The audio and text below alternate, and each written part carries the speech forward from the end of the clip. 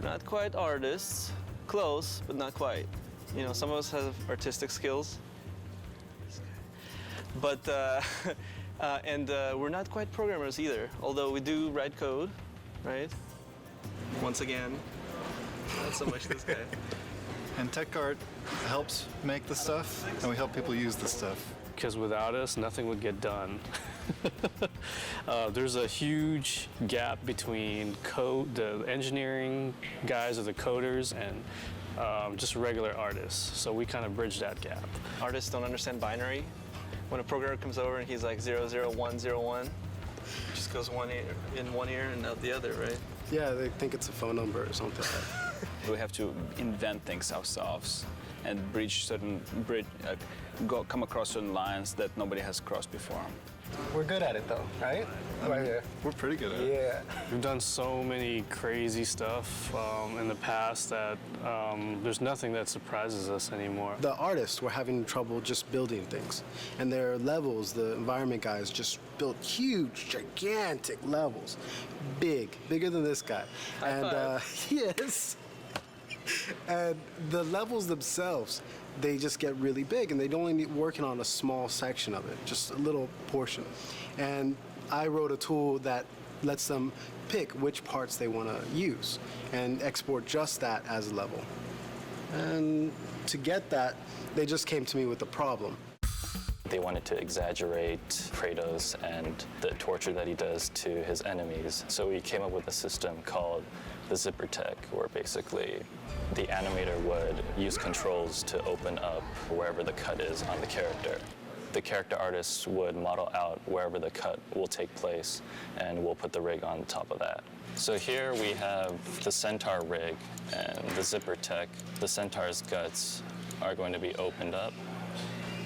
And so basically the animator would go in and create the CS move. You can go in and individually select these controls and open and close his gut. Here we have the guts for the Centaur. They're going to be part of the props. The animator will go in and animate these guts spilling out of the Centaur. And so the guts will be placed in and around here.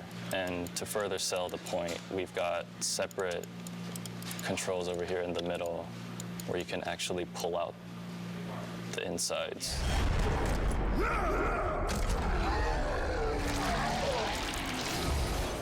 From God of War 2 to God of War 3, we've used dynamic simulation more and more to do more secondary animations on the characters, whereas before on the previous games, the hair would be stiff or the cloth would be stiff. They would be kind of modeled into the creatures. Now we're actually adding motion to those pieces, so you will see hair kind of moving, you'll see cloth kind of moving. Towards the end of the previous game, I, in collaboration with Jason Minters, had created this dynamic system that uses the Maya hair system to drive a series of joints. So as you can see, each of the snakes on her head are independently moving. The animator did not have to individually pose all of these animations, but they have control over the physics so that they can get it to get into a pose that they want, but still when the character moves around, you'll see how the snakes will flow backwards when she goes forwards. It responds to movement, so it improves a lot of the workflow for the animators. It's pretty rewarding to see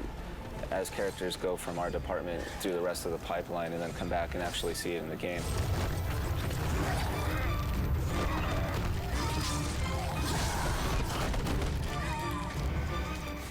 So what I received here is a model of Kratos. What I'm doing is adding the wrinkle in his facial expressions. It's being driven by the actual joints in his skeleton. So as you can see, as I lower the joints, his wrinkles go away, and just like a real human, as the joints move up, the wrinkles start to show up on his face. That's some of the new technology that we're putting into the characters and Kratos. Here I have another example. If I lower his shoulder, you can see veins start popping out and striations start popping out on his shoulder. So not only are we putting this technology into his face, but it's also going to be in his body. In the beginning, Yuri kind of got a little freaked out when he got the project because, you know, it was one of those things where it was like, okay, you need to work on this thing, this crazy tail rig that will do everything that we need to get done in this game. There's 4 of us on the team, and we all kind of took a stab at it. And, you know, it was kind of an iterative thing, but Yuri definitely solved the problem. What we see here is the battle between Kratos and Medusa, and Medusa's trying to constrict Kratos. The idea the rig can do dependent and independent motions. It can rotate one section at a time. I can move one control at a time. So now, for example, here, I'm affecting this part of the rig, and I'm also affecting controls that are right next to it. Things are stretching, and things stay in place or not. I think the key to it is that it's, for an animator, it's very easy to use. We can use it on many types of different creatures, tails, ropes, hair. In God of War 2, there was a creature Kraken, and that thing had huge tentacles. And Matty, he was lead animator and game lead animator back then. He animated it, and he complained a lot. And after he saw this rig, and after he saw what guys were doing with Medusa, every time I walk by him, he just thanks me for making this thing.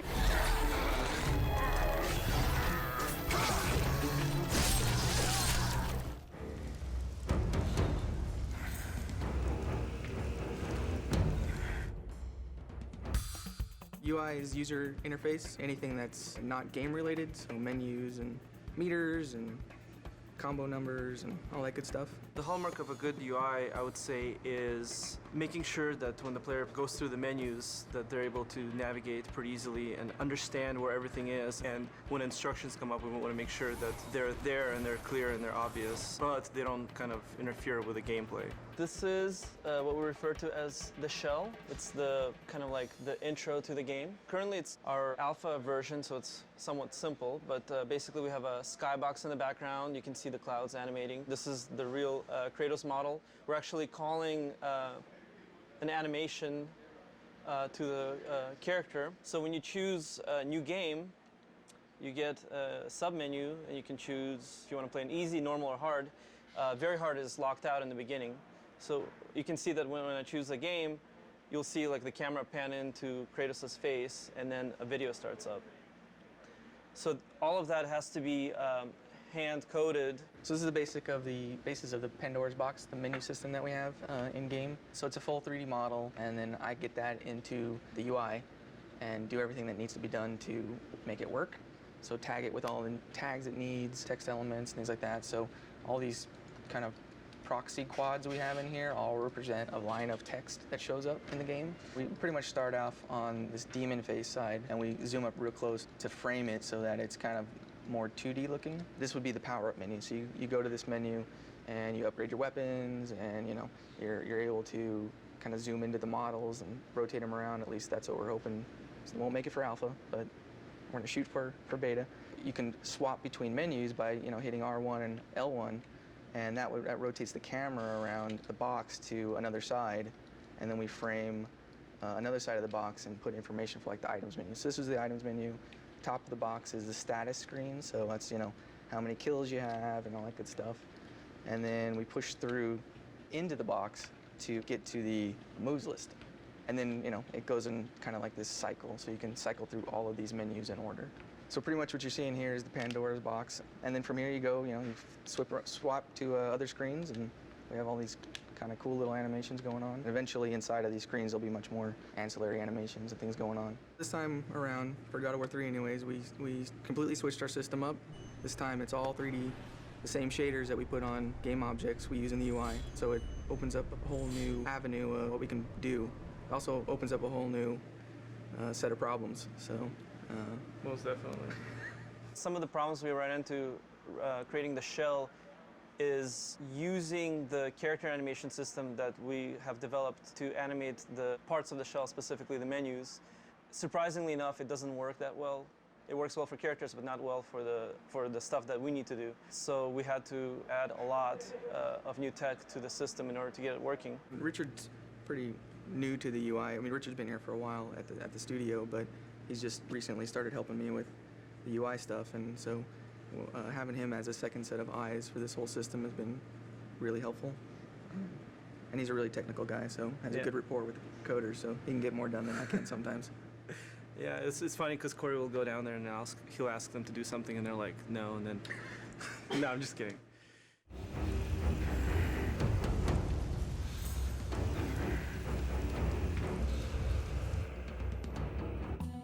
We're kind of the bridge between the ideas that Stig and the designers come up with and different 3D departments. We help visualize it on paper, painting it up, drawing it up in 2D, and then they take that and actually make the assets for the game. You have to come up with cool design with limited time. The design also has to make sense to the art director, game director, the lead artist.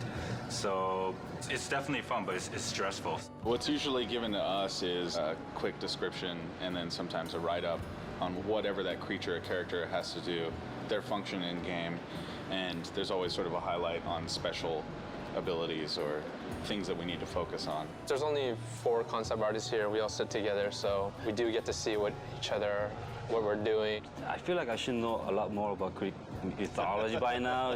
I should have my PhD degree or something. Yeah. But still, a lot of times, I just sort of make up a lot of things, and it's still a lot of fun. Right now, as you could see on my monitor, working on Pandora's Cage. This is a final concept design that was proved and it's good to go. But to get to this point, there was a lot of sketches, a lot of color variation, a lot of input that I had to get through. We've tried maybe girls hanging together, or we tried maybe girls holding the fire torch, or we even tried the guys holding a cube, or we even tried the guys holding the torch. So after all this variation, the one got picked, which was this 2 characters, Icarus. Because I mainly focus on environment, I took a lot of pictures of myself. Actually, it was my wife took it for me last night. It's kind of embarrassing to show, but I'm wearing my boxers and just shirt. Just try to come up with the pose that I want, even the back part, the front side, and even the hands. So a little frustrating because I do environment paintings, which deals with a lot of rectangles and cubes and where the light is gonna head and all that. But when it comes to character, it's more organic. For me, it's more difficult.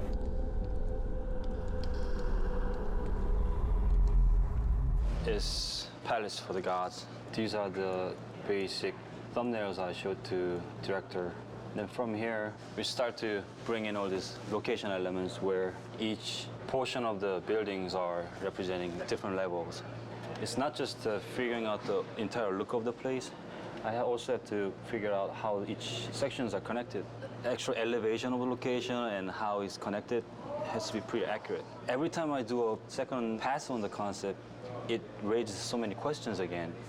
Feedback means change, and after that, it raises different questions, and another meeting, and feedback again, and changes. So it started with very ambitious and very inspired task, and then slowly became a big headache.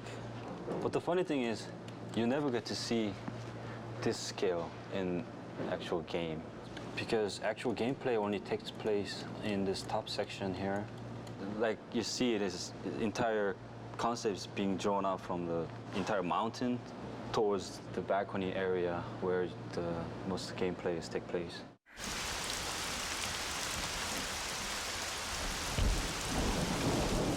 One of my most favorite tasks was to create Aphrodite, the goddess of love. My chore, as it were, was to create the most beautiful woman that ever existed in Greek mythology. Here I've got some initial sketches. There's a lot of Greek art that involves, sort of the bare breast and things like that. So we were trying to come up with a way of framing these really feminine aspects of this character without being just vulgar. I originally had her hair always bound up, very Greek-like, but they really wanted it hanging down. This is the final three-quarter view of Aphrodite. As you can see, some of the stuff that I had originally concepted in the other pieces did stay. One of the mandates for the character was that she have a girdle made by Hephaestus. Some of the backstory is that Aphrodite was given as a wife to Hephaestus by Zeus. In original Greek mythology, she cheats on Hephaestus by bedding down with Ares, the god of war, the original god of war. he punishes her by catching her in a trap with Ares and sort of parades the two of them in front of the other gods to shame them. And she was ashamed. She's a naughty girl. But in our story, he just kept her trapped. We've got various somewhat sexy, bondagey entrapments that we've worked up. So the modelers will take this and build, Aphrodite in the flesh. And I must say, I'm really looking forward to see what they do with it. Do you know how long it's been since a real man has come into my chambers? Those bridges outside are nearly destroyed. Zeus refuses to have that stupid mortal Daedalus stop working on his precious labyrinth to fix them.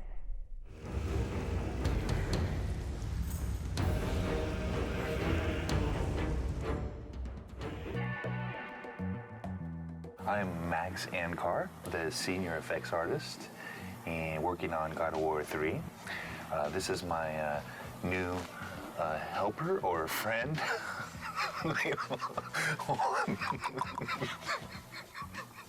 Hold on. Let's restart that. I speak in clicks. Okay, wait, hold on. Ready? This is my partner, Jesse, Cheese Whiz. That's all I can say. I'm working on God of War 3 here, making the greatest effects. Got a partner now, Jesse. He's awesome. It's gonna be great having some help on God of War 3. And yeah, cool.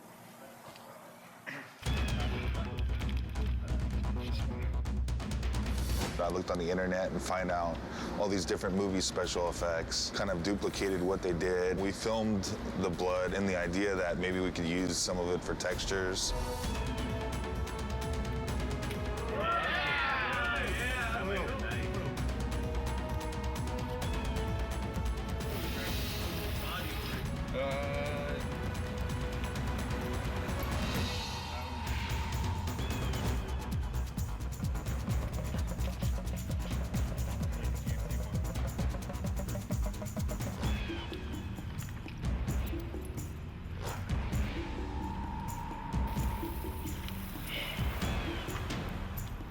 Gonna be like a spray instead of the last one just leaking out. This one should spray like kind of like more like an artery.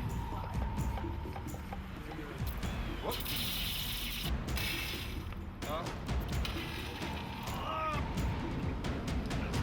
Oh, that's pretty great. Yeah.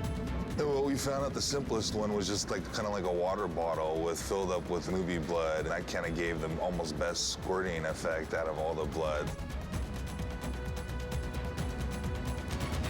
I think we got some good blood today.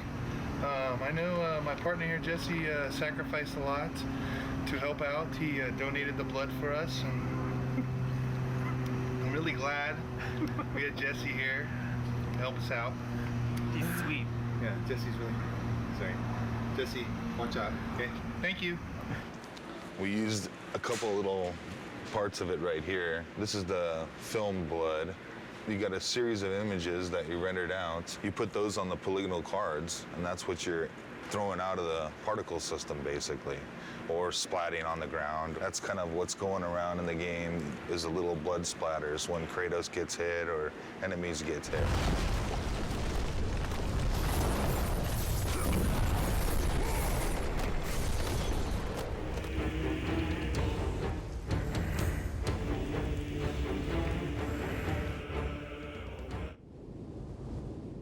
This recording session for God of War that we're starting today is the culmination of a lot of preparation. This is definitely the most complicated session I've ever put together.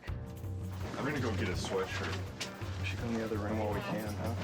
One of you here and one of you here. How close do you need to be? Here, just duck under the microphone. We need to take a couple minutes to readjust where things are. I'm a little nervous about this session, just the number of variables. We've got a lot going on.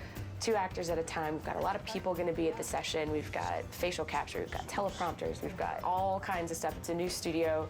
There's room for error, but I like to think that I've nailed everything down before we got there. But I'm definitely, my breath's coming a little shorter today than it normally does. We are moments away. What was it, Kratos?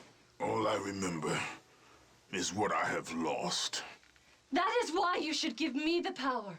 I understand its true meaning. And my character, I like to think of her as she thinks she's doing something good, but in reality, she's trying to take over the world. Kratos, she is the key to our revenge.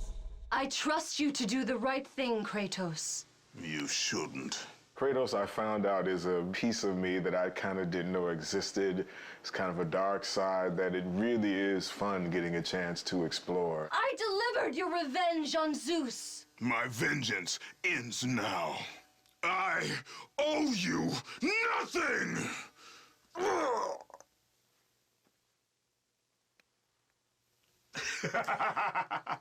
When you have the other actor in the room, you're able to come up with a rhythm. It makes it more real.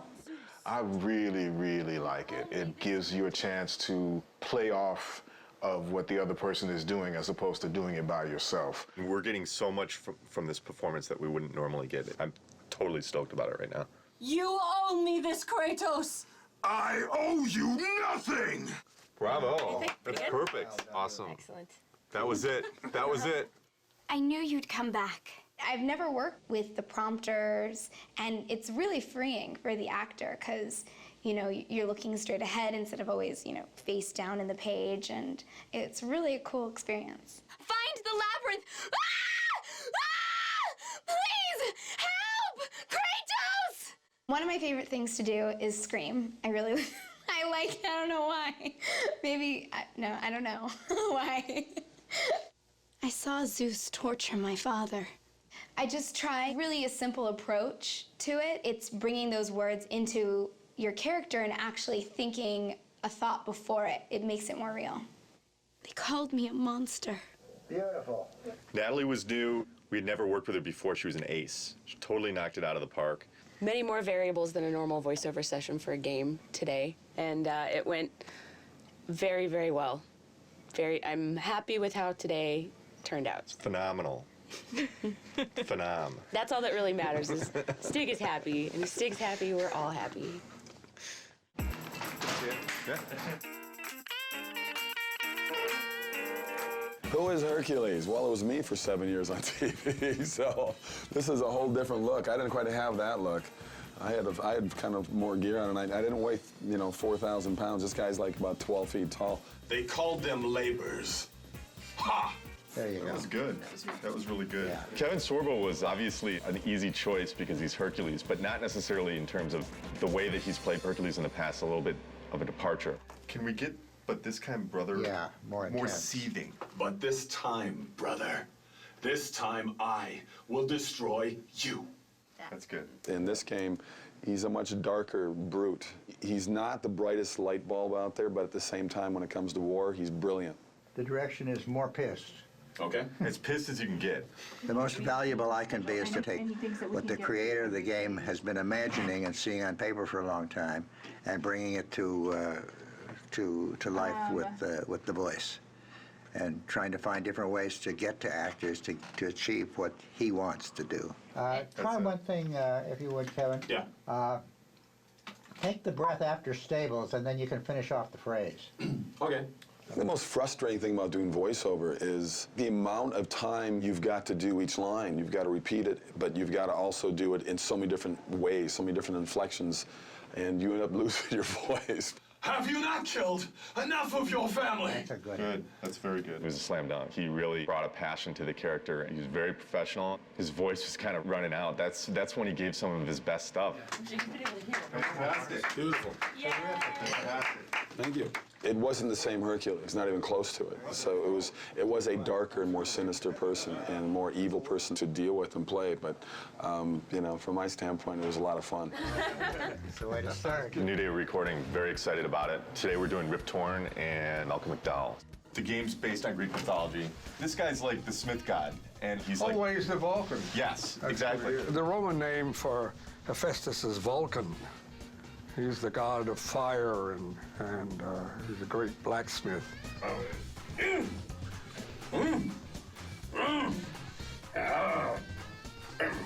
The greatest thing you have on stage is the other actor. I don't get extra pay for this. Thank you. They are entertainment and they are movies, and you can get involved in it. It kind of gives you a semblance of what live theater used to be when you had audience participation. Yeah, I kind of look like that. Ghost of Sparta. It is you. Well, well, well. I thought Zeus would have killed you by now.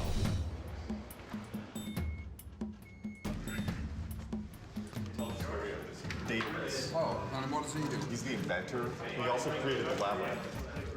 Labyrinth? Oh, wow. And where is the golf course? It's really cool. Eat lunch with Malcolm McDowell. He can't beat that. The ice storm, that will give me the power to bring my son back to me. Where is my boy? That's awesome. You bastards! That was awesome. We need one for coverage, but that was We want to incredible. protect it with one more, please. Oh, we're not gonna go protecting all these takes, are we? Yeah, Don't we tell are. me we're gonna do 2 fucking takes. Why don't you just use a bit of proper tape? Why do we have to do 2 takes of everything? Well, because we Not for protection. Yeah. Oh, come on. Let us listen to it. That's nonsense. And we're going to listen to one line, be right with you. Okay. You don't mind, right? Because it's really, if I'm in a jag and it's going, it's going. I hear you.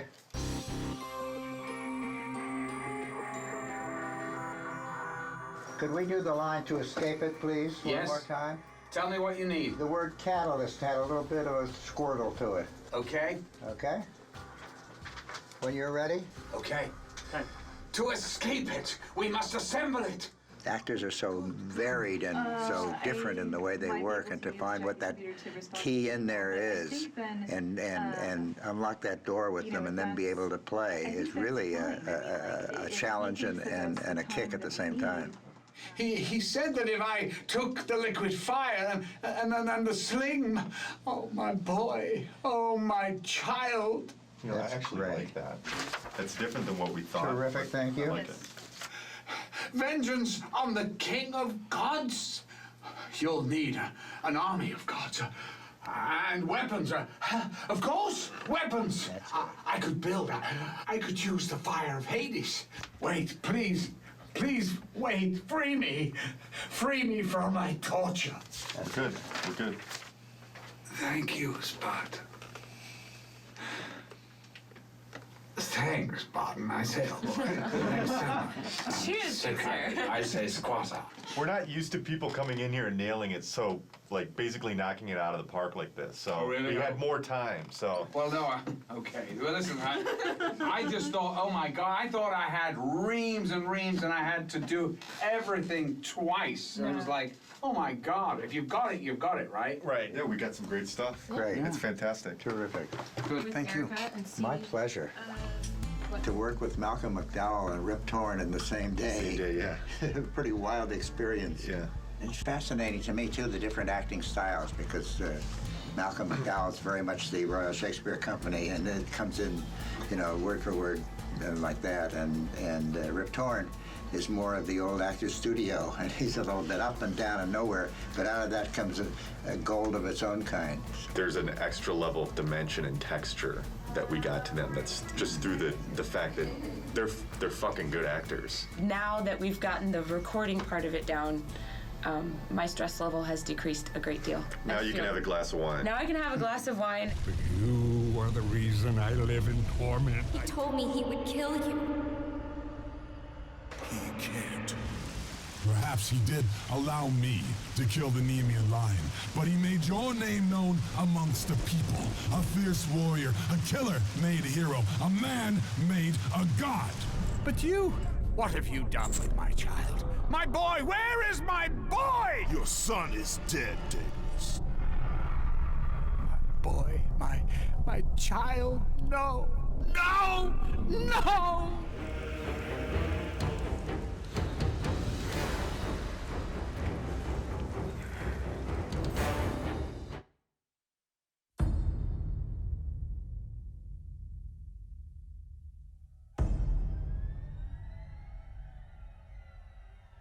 Ainda antes da era do ocaso dos deuses, uma lenda ergueu-se para reclamar o seu lugar entre eles. E embora Kratos se tenha sentado no trono como o novo deus da guerra, ele foi assombrado por visões da sua família. Uma família que ele próprio assassinou. Mas as mãos da morte não o conseguiriam derrotar. As irmãs do destino não o conseguiriam controlar. E nesse dia, o homem, a lenda, Kratos, terá a sua vingança.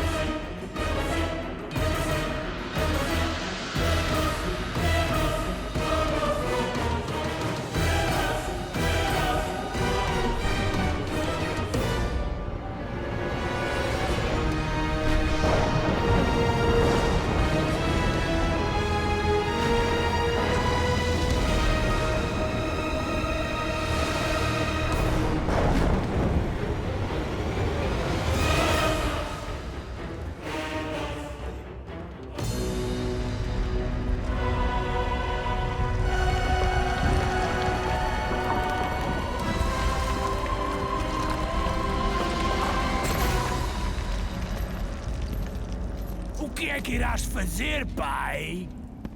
Já não te podes esconder atrás das saias de Atena. Atena está morta por causa da raiva que te consome, Kratos. Que mais irás tu destruir? As mãos da morte não me derrotaram. As irmãs do destino não me seguraram. E tu não verás o fim deste dia. Eu terei a minha vingança. Criança petulante, não tolerarei mais a tua insolência.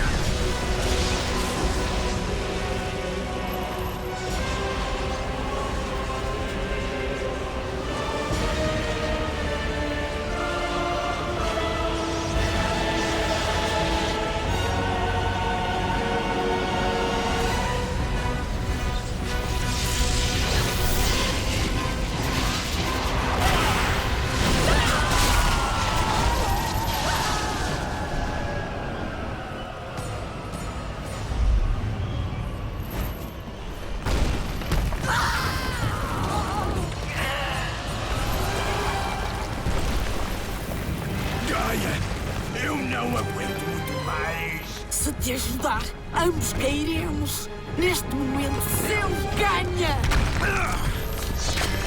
A destruição de Zeus foi porque me salvaste da morte. Eu salvei-te para servires os titãs. Não me negues a minha vingança. Ouve-me bem, Kratos. Foste um mero peão, nada mais. Zeus não é mais da tua preocupação. Esta é a nossa guerra, não a tua.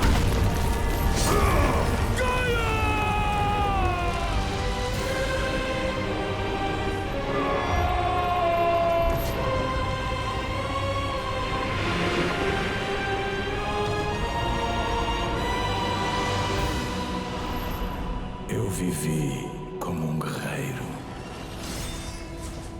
Eu morri como um deus. Eu sofri o derradeiro sacrifício. Eu vi negada a libertação. Eu derrotarei o Olimpo. Eu terei a minha vingança.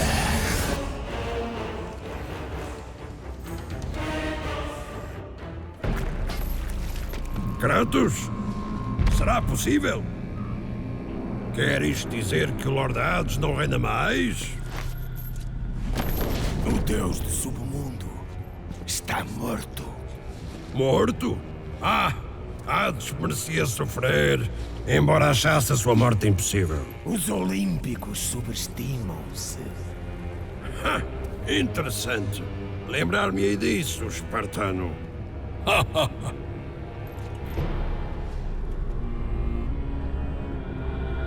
Precisas da alma de um deus para usar o portal de Hyperion, Kratos.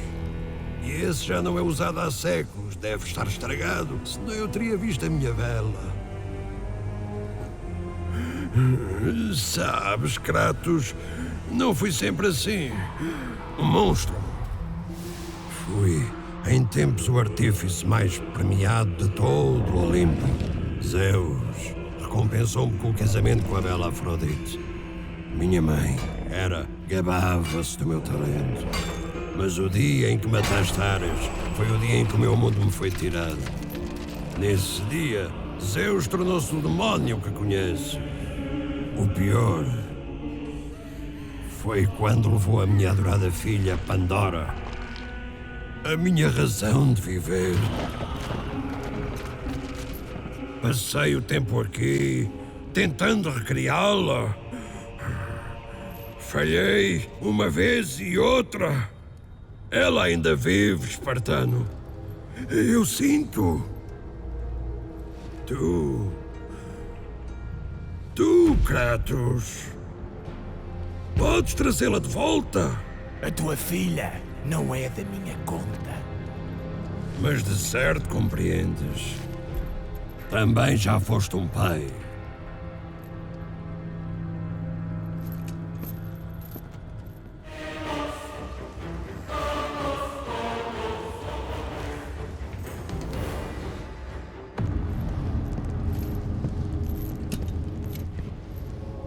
A caixa de Pandora?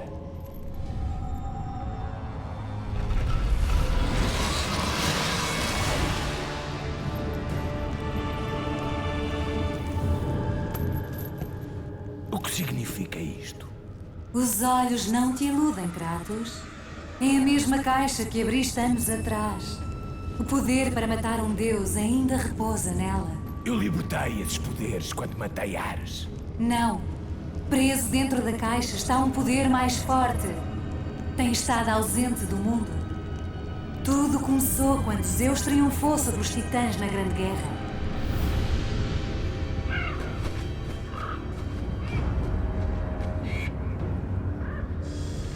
Zeus compreendeu que os males nascidos dessa batalha, se libertos, destruiriam o mundo dos homens e dos deuses.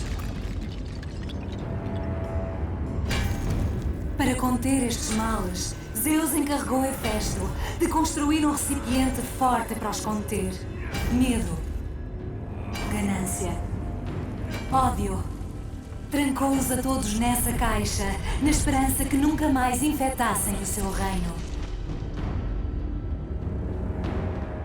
Quando abriste a caixa para matar Ares, alimentaste-te de poderes proibidos.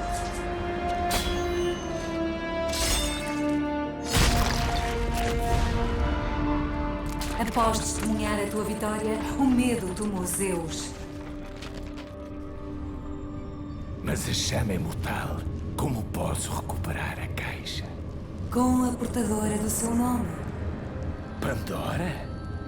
Ela é a chave da destruição da chama. A chave para a nossa vingança. Isto será difícil, espartano. Uma simples criança não me transformará, Atena. Espero que não, fantasma de Esparta.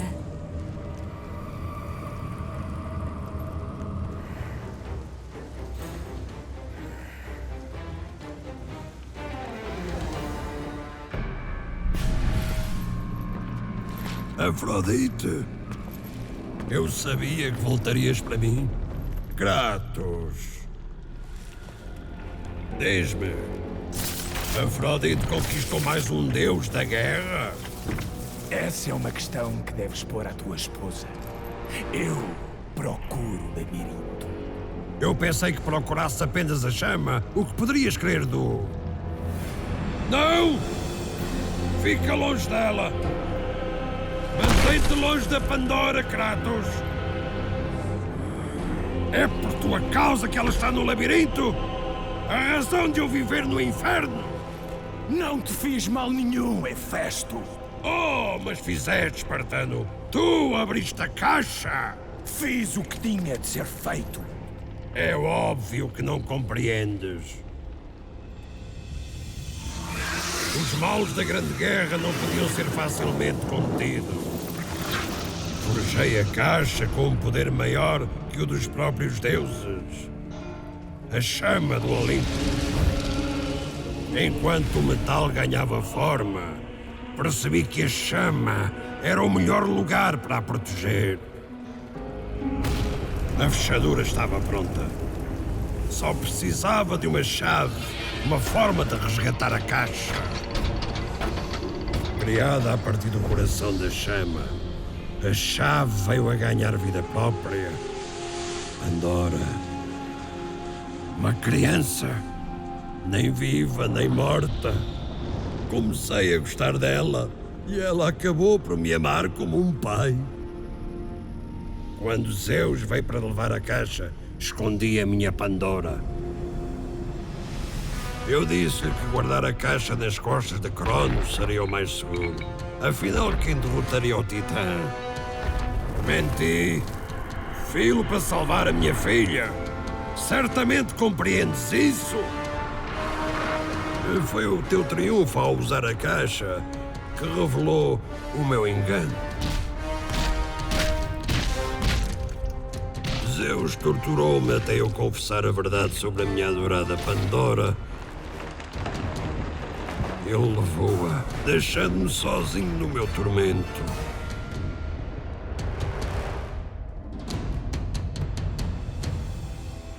Ah, não percebes?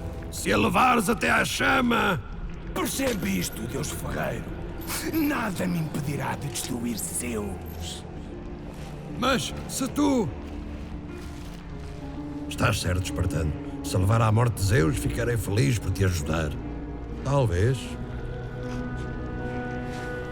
Sim, claro. Precisaremos da pedra Ónfalos. Farei uma arma com ela. Eu tenho armas.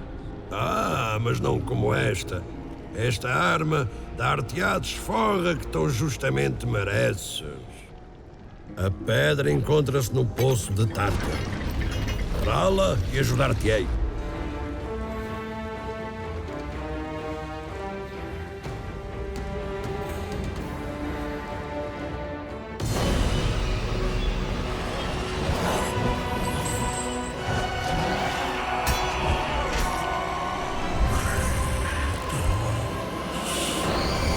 A esperança dá-nos força, é razão de aqui estarmos. É com ela que lutamos quando tudo o resto está perdido.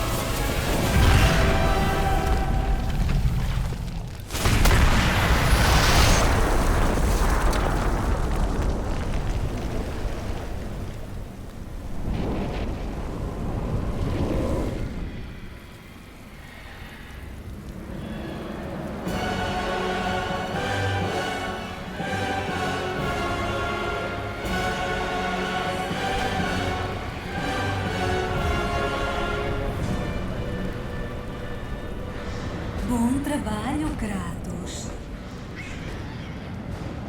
Liberta da submissão do Olimpo e purificada pelo caos, a humanidade está agora preparada para ouvir a minha mensagem. Olha à tua volta, Atena. O mundo está em ruínas. De que serve a tua mensagem? Se quiseres, vai. Mas primeiro insiste que me dês o poder que se encontra dentro da caixa. A caixa estava vazia. Não pode ser verdade. Consigo vê-lo nos teus olhos. Usaste o meu poder para matar Zeus. Ainda o tens neste momento. Será que não entendes?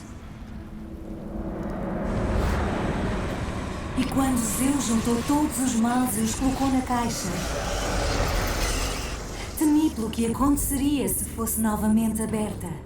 Assim, convoquei a mais poderosa arma do mundo e coloquei-a na caixa.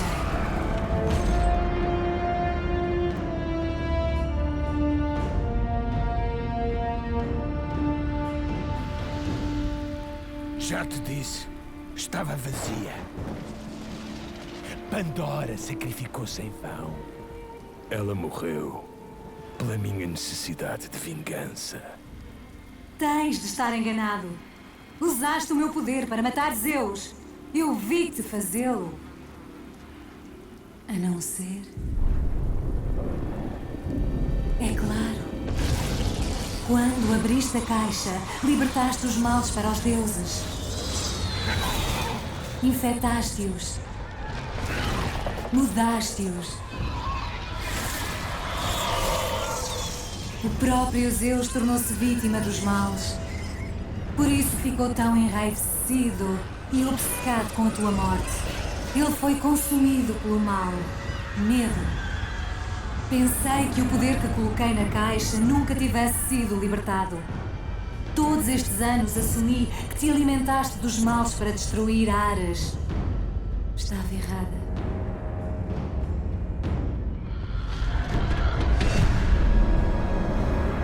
O poder que tiraste da caixa é meu. Foi a caixa que te deu o poder que Zeus nunca conseguiu destruir. Um poder suficientemente grande para conquistar o medo. Nas profundezas do teu ser, Kratos, existe a esperança. Manteve-se enterrado, encurralado pela tua culpa e pelos teus fracassos. Quando mataste Zeus, deves ter permitido que algo acordasse. O que foi, Kratos? A esperança dá-nos força. É a razão de aqui estarmos. É com ela que lutamos quando tudo o resto está perdido. O que foi, Kratos? Só me recordo de tudo aquilo que perdi. É por isso que me deves dar o poder. Compreendo o seu real significado e sei onde pertence. Confio que faças a coisa certa, Kratos. Não devias. Tu deves-me isto, Kratos. Não te devo nada. Eu tornei-te um deus. Eu protegi-te da ira do Olimpo. Eu proporcionei-te que te vingasses de Zeus. Acabou, Atena. Tu ousarias abater-me? Outra vez? A minha vingança acaba aqui.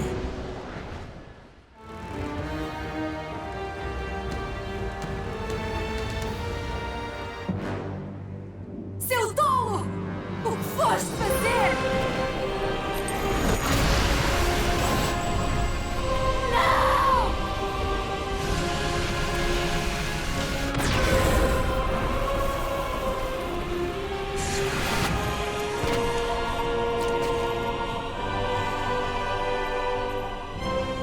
Isso foi-me destinado! Eles não saberão o que fazer com isso!